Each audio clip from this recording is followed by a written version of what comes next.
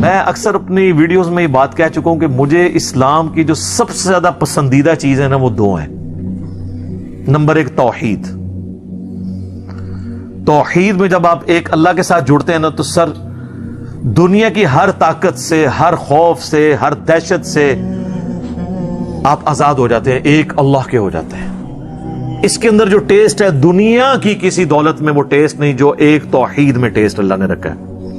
بسم اللہ الرحمن الرحیم. واللاتی یأتین الفاحشة من نسائکم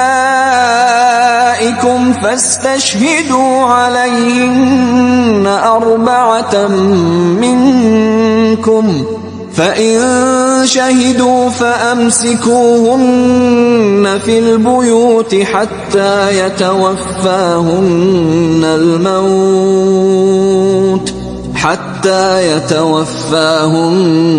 الْمَوْتُ أَوْ يَجْعَلَ اللَّهُ لَهُنَّ سَبِيلًا. اور جو کوئی بدکاری کا ارتکاب کرے تمہاری عورتوں میں سے.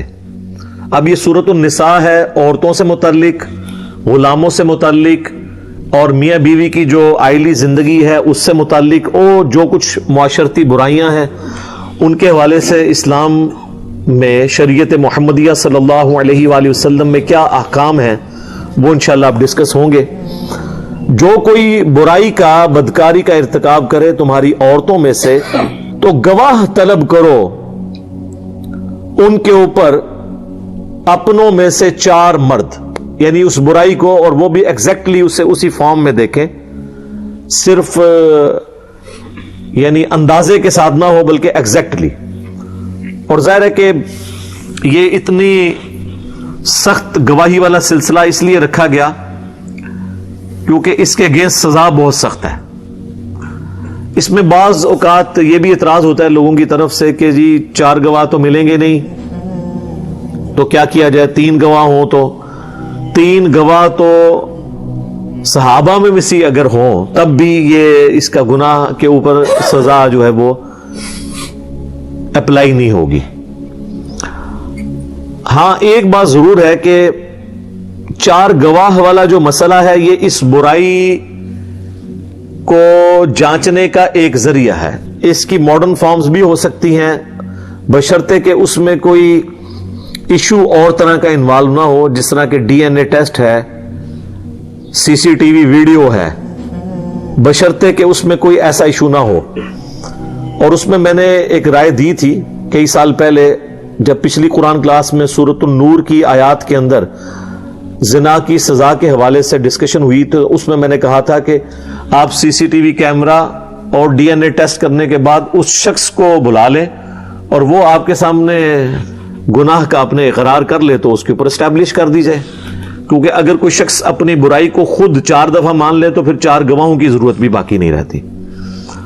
اور ظاہر ہے کہ جو زنا بالجبر کرنے والے لوگ ہیں زبردستی کسی کے ساتھ، تو وہ تو ظاہر ہے کسی صورت اقرار کرنے کے لیے تیار نہیں ہوں گے. تو اگر سائنٹیفکلی ویڈیو کیمرے کے پروف کے ذریعے یا ڈی این اے کے ذریعے واقعتاً یہ چیز اسٹیبلش ہو جائے کہ اس شخص نے یہ برائی کی ہے تو اس میں کوئی حرج نہیں ہے کہ اس کے اوپر کوئی حد نافذ کی جائے. اور یہ اسلامی سزاؤں کو بدلنا نہیں ہے. اسلامی سزا تو اپنی جگہ موجود ہے، اسلامی سزا تک پہنچنے کا ذریعہ آج کے ماڈرن دور میں کوئی بھی ہو سکتا ہے. تو اللہ تعالیٰ مارا کہ 4 مرد گواہ ہوں اور وہ گواہی دے بھی دیں کہ انہوں نے برائی کرتے ہوئے دیکھا ہے اور فزیکلی ایگزیکٹلی اسی فارم کے اندر، تو پھر ایسی عورتوں کو گھروں میں قید کر دو یہاں تک کہ انہیں موت آ جائے. اور یہ حکم پہلے کا تھا، یہ پھر منسوخ ہو گیا سورۃ النور کے اندر جا کے، جہاں پہ پھر آگے چل کے سزا آ جائے گی کہ اگر وہ شادی شدہ ہے اس کی سزا تو قرآن میں نہیں آئی، غیر شادی شدہ کی آئی کہ 100 کوڑے لگائے جائیں گے مرد و عورت کو. اور اگر شادی شدہ ہے تو اس کی سزا بخاری اور مسلم میں آئی. اہل سنت اہل تشیع دونوں کے ہاں تواتر کے ساتھ یہ حدیث موجود ہے کہ شادی شدہ اگر کوئی بندہ زنا کرے گا تو اسے سنسار کیا جائے گا، زمین میں گاڑ کے پتھروں کے ساتھ اسے قتل کیا جائے گا. اب یہ سزا بڑی سخت ہے. نبی الاسلام کے مبارک دور میں بھی، صحابہ کے دور میں بھی چند ایک واقعات ملتے ہیں، یہ اسٹیبلش ہوئی، لیکن اس سزا تک پہنچنے کے لیے ایویڈنس پورے ہونے ضروری ہیں۔ اگر ایویڈنس نہ ملے اور کسی سے یہ بدکاری ہو گئی تو وہ اپنے اینڈ پہ توبہ کر لے اللہ کے حضور، تو اس کی معافی ہو جائے گی، بشرطے کہ وہ زنا بالرضا ہوا ہے۔ اگر زنا بالجبر ہوا ہے تو پھر جس کے ساتھ زیادتی ہوئی ہے جب تک وہ معاف نہیں کرتا یا کرتی، اس وقت تک معافی نہیں ہوگی۔ تو اللہ تعالیٰ فرما رہا ہے کہ 4 گواہی دے دیں تو پھر اس ایسی عورت کو قید رکھو گھر کے اندر یہاں تک کہ موت اسے آ جائے، یا اللہ اس کے لیے کوئی راہ نکال دے، اور یہ راہ پھر اللہ نے نکال دی۔ سورۃ النور کے اندر پھر اسپیسیفکلی سزا آ گئی کہ اگر غیر شادی شدہ ہے تو پھر اسے پوری زندگی قید کرنے کی ضرورت نہیں ہے، 100 کوڑے لگائے جائیں، دیٹس آل۔ اور شادی شدہ ہے تو پھر قید نہیں، اس کو قتل کیا جائے گا، اور یہ بھی اس صورت میں جب یہ معاملہ کورٹ میں آ جائے، پبلکلی رپورٹ ہو جائے۔ اگر کہیں چھپ کے 2 مرد و عورت نے آپس میں منہ کالا کیا اور اس کی خبر عوام میں نہیں آئی، وہ خود ہی اللہ سے توبہ کر لیں تو یہ توبہ کافی ہوگی، بشرطے کہ وہ بالرضا ہوا۔ لیکن اگر کسی شخص نے کسی کے ساتھ جبرن زیادتی کی ہے تو اس سے جا کے علیحدہ میں اس سے معافی مانگی جائے۔ واللذان يأتيانها منكم فآذوهما فإن تابا وأصلحا فأعرضوا عنهما إن الله كان توابا رحيما۔ اور جو کوئی مرد و عورت بدکاری کر بیٹھے تم میں سے تو انہیں اذیت دو، پھر وہ توبہ کر لیں اور اپنی اصلاح کر لیں، پھر تم انہیں ان کے حال پہ چھوڑ دو۔ یہ نہیں ہے کہ اب ان کو پوری زندگی اس چیز کا آپ نے جو ہے وہ میڑا مارتے رہنا کہ تو اے کیتا سی، نہیں، پھر ان کو چھوڑ دو۔ اب یہ جو آیت ہے نا، اس آیت کے بارے میں مفسرین کی 2 رائے ہیں۔ بعض کے نزدیک یہ آیت بھی منسوخ ہے 100 کوڑوں کی سزا سے، بعض کے نزدیک یہ ہے کہ اس کے اندر امپلائڈ ہے کہ سزا وہ دی جائے گی جو بعد میں اللہ تعالیٰ بیان کرے گا۔ بہرحال جو اس سے پچھلی آیت 15 نمبر ہے اس کے بارے میں اجماع ہے کہ وہ آیت منسوخ ہے۔ اچھا، منسوخ کوئی قرآن کی توہین نہیں ہو رہی ہوتی، منسوخ کا مطلب ہے کہ اس کے بعد اللہ نے نیا حکم نازل کیا اور وہ والا حکم اسی ٹائم پیریڈ کے لیے تھا، بعد میں اللہ تعالیٰ نے اس حکم کے اندر مزید کوئی اور چینجنگ کر دی، اور اس کو اللہ تعالیٰ نے سورہ البقرہ میں 105 نمبر آیت میں فرمایا کہ یہ اللہ تعالیٰ کا اختیار ہے، اللہ تعالیٰ ہر چیز پر قادر ہے، وہ چاہے تو اپنی آیات کو منسوخ بھی کر سکتا ہے۔ آیات کے اندر بھی ناسخ و منسوخ ہوتا ہے، احادیث کے اندر بھی ہوتا ہے۔ قرآن کے اندر 5 صرف آیات ہیں ایسی جو منسوخ ہوئی ہیں۔ منسوخ کا مطلب یہ کہ کچھ عرصے کے لیے وہ حکم تھا، پھر اس کے بعد اور حکم آ گیا۔ ان میں سے پچھلی دفعہ ہم 2 آیات پڑھ چکے، سورہ نساء کی آیت نمبر 11 اور 12، جن کے اندر اللہ تعالیٰ نے وراثت کو تقسیم کرنے کا حکم فرمایا تھا، اور ان آیات نے منسوخ کیا تھا سورۃ البقرہ کی آیت نمبر 181 اور 182 کو، جن میں آیا تھا کہ مرنے سے پہلے ہر بندے نے وصیت کرنی ہے کہ میرے مرنے کے بعد میرے ماں باپ کو اتنا ملے، میرے بیوی بچوں کو اتنا ملے، لیکن اللہ تعالیٰ نے ان آیات کو بعد میں منسوخ کر کے کہہ دیا کہ اب میں نے خود حصہ مقرر کر دیا۔ یہاں پہ بھی یہ آیت نمبر سورۃ النساء کی 15 منسوخ ہے، کیونکہ اس میں اللہ نے فرمایا کہ ایسی عورت کو قید کر دو، یا اللہ تعالیٰ اس کے لیے کوئی ایسی راہ نکال دے گا، اور وہ راہ کیا نکالی کہ 100 کوڑوں کی سزا آ گئی اور رجم کی سزا آ گئی شادی شدہ کے لیے۔ بے شک اللہ تعالیٰ توبہ قبول کرنے والا اور رحم فرمانے والا ہے۔ انما التوبة على الله للذين يعملون السوء بجهالة ثم يتوبون من قريب فأولئك يتوب الله عليهم وكان الله عليما حكيما۔ ان لوگوں کی توبہ کا ذمہ اللہ نے اپنے اوپر لیا ہے، صرف ان لوگوں کی۔ یہ انما جو ہے نا اس کے ساتھ آتا ہے، وہ لوگ جو جہالت کے اندر گناہ کر بیٹھے، ایگنورنس کے اندر بھول چوک ہو جائے، اگرچہ انہیں پتہ بھی تھا گناہ ہے، سرکشی نہیں تھی، بس نفس مغلوب ہو کے کر لیا، اس کے بعد فوراً ہی توبہ کر لیں، یعنی ان کو فوراً پتا چل جائے کہ یار یہ غلط ہو گیا کام. تو ایسوں کی توبہ اللہ تعالیٰ کے ذمہ کرم کے اوپر ہے. اللہ تعالیٰ ان کی طرف توبہ فرماتا ہے. اچھا, بندہ بھی توبہ کرتا ہے اور اللہ بھی توبہ کرتا ہے. توبہ کہتے ہیں رجوع لانے کو. تو جو کوئی بندہ توبہ کرتا ہے تو بندے کی توبہ کیا ہے کہ گناہ کرنے کے بعد اللہ کی طرف رجوع لانا, اور اللہ کا توبہ کرنا یہ ہے کہ اللہ تعالیٰ بھی جو ناراض ہوا ہوتا ہے نا, دوبارہ سے اپنے بندے کے اوپر نظر شفقت فرما کے اس کی طرف رجوع لا کے راضی ہو جاتا ہے. التواب اللہ کا نام ہے. اللہ بھی توبہ فرماتا ہے, لیکن وہ یہ والی توبہ نہیں ہے. ہماری توبہ ہے جرم کے بعد معافی کے لیے دعا کرنا, اور اللہ کا یہ ہے کہ مجرم کی اس معافی کو ایکسپٹ کر کے دوبارہ سے اللہ بندے کی طرف رجوع لاتا ہے, یعنی دوبارہ اس کے لیے رحمت کا دروازہ کھول دیتا ہے. الحمدللہ. اور اللہ تعالی بڑے سب کچھ جاننے والا اور بڑی حکمت والا ہے. وَلَيْسَتِ التَّوْبَةُ لِلَّذِينَ يَعْمَلُونَ السَّيِّئَاتِ حَتَّى إِذَا حَضَرَ أَحَدَهُمُ الْمَوْتُ قَالَ إِنِّي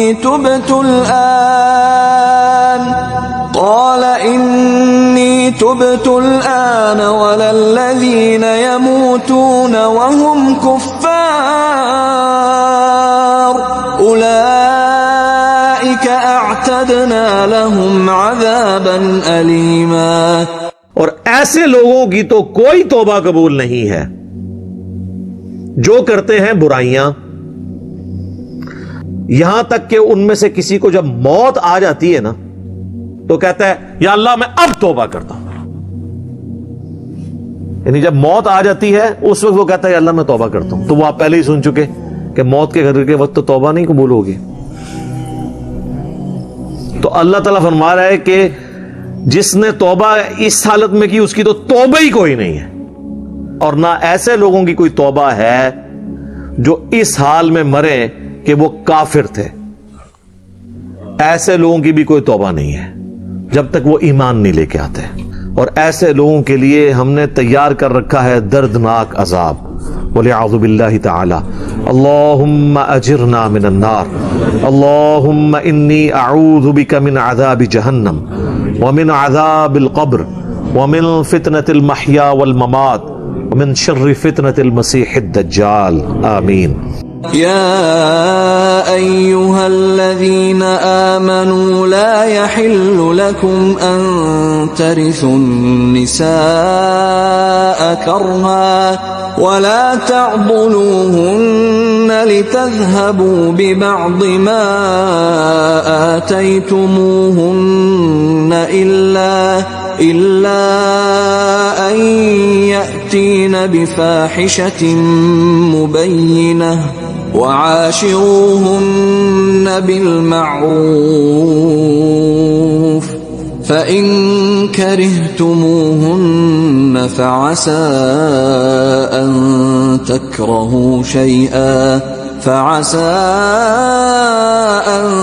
تكرهوا شيئا ويجعل الله فيه خيرا كثيرا.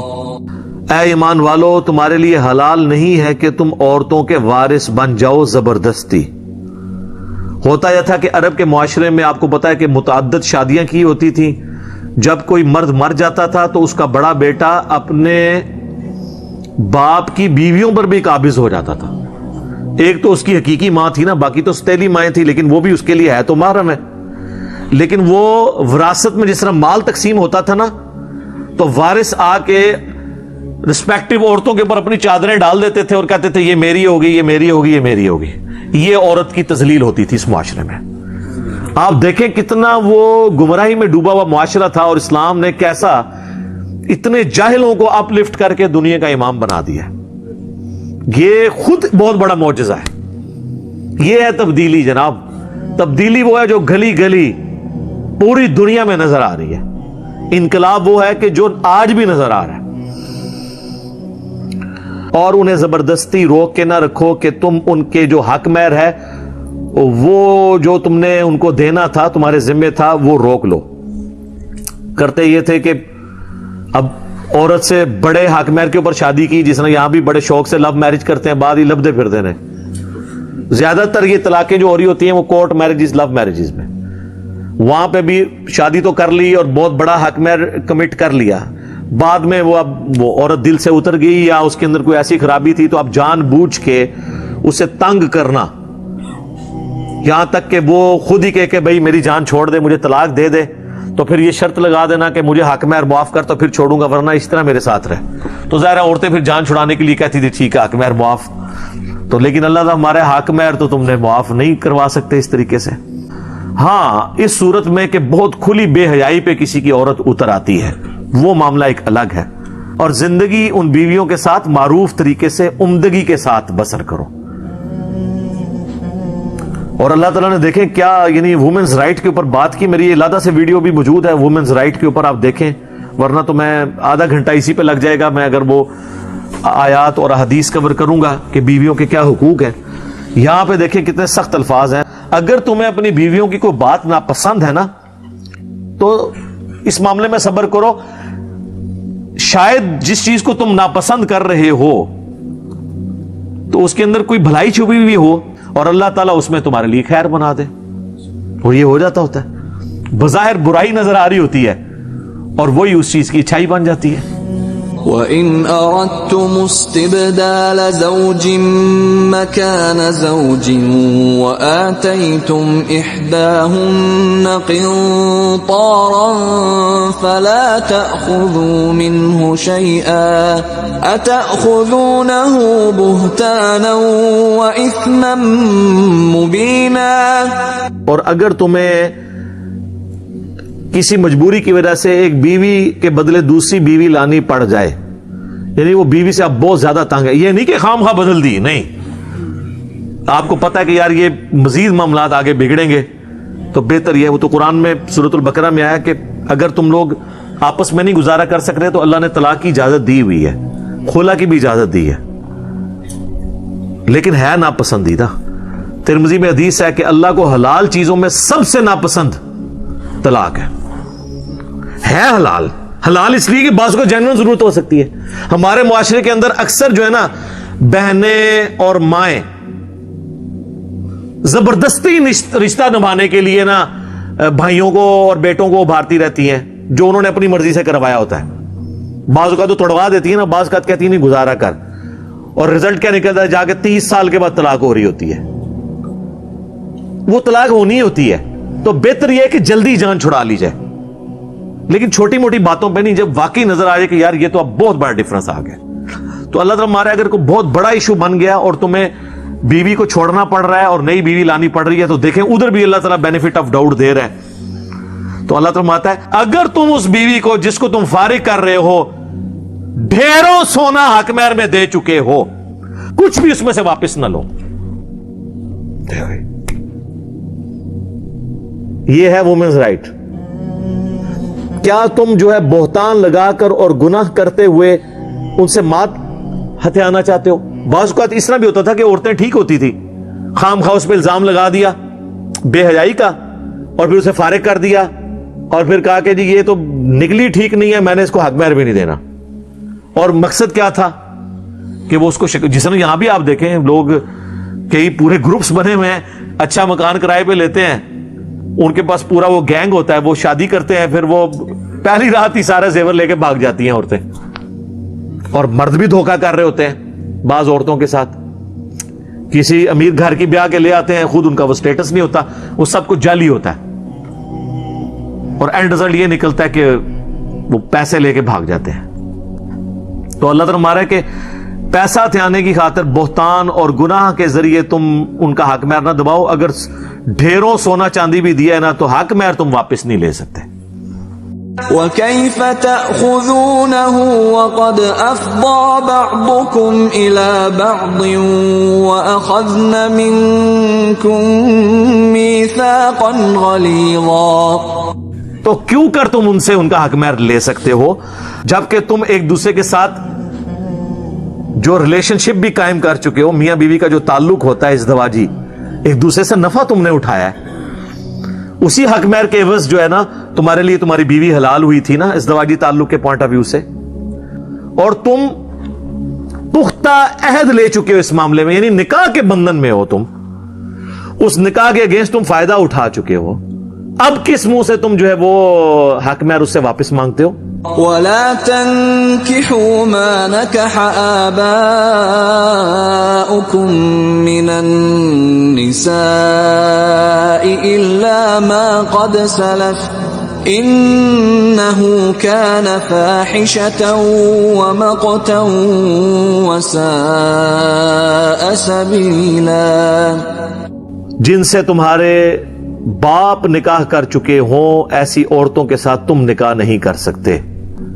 اب وہ آپ کو سمجھ آ گئی جو میں نے شروع میں بتایا تھا کہ اس زمانے میں جب کوئی مرد مرتا تھا تو اس کی بیویاں بھی ورثے میں تقسیم ہوتی تھی. نعوذ باللہ. بڑا بیٹا قابض ہو گیا، ایک کسی نے رکھ لی، ایک کسی نے رکھ لی، چلو ان کا زیادہ تو رسپیکٹ والی اپنی ماں ہی ہوگی نا، باقی عورتوں کو تو وہ اسی طرح دیکھ رہے ہوں گے. حالانکہ وہ اب اگلی آیات کے اندر آ جائے گی محرمات ابدیہ اللہ تعالیٰ ذکر کر دے گا کہ یہ وہ رشتے ہیں جو ہمیشہ کے لیے اللہ تعالیٰ نے حرام کر دی ہیں. تو اللہ تعالیٰ ہمارا ہے ہاں جو پہلے ہو چکا وہ معاملہ الگ تھا. اب اس کا یہ مطلب نہیں کہ جو پہلے ہو چکا ہے تو وہ بیویاں اپنے عقد میں رکھو، نہیں، ان کو فوراً چھوڑ دو. ہاں جو یعنی ہوا تھا نا وہ گناہ معاف ہو جائے گا اگر تم اس سے توبہ کر لو گے. تو پھر جیسے ہی اسلام کا حکم آیا تو جن کے پاس تھیں تو انہوں نے ان کو چھوڑ دیا.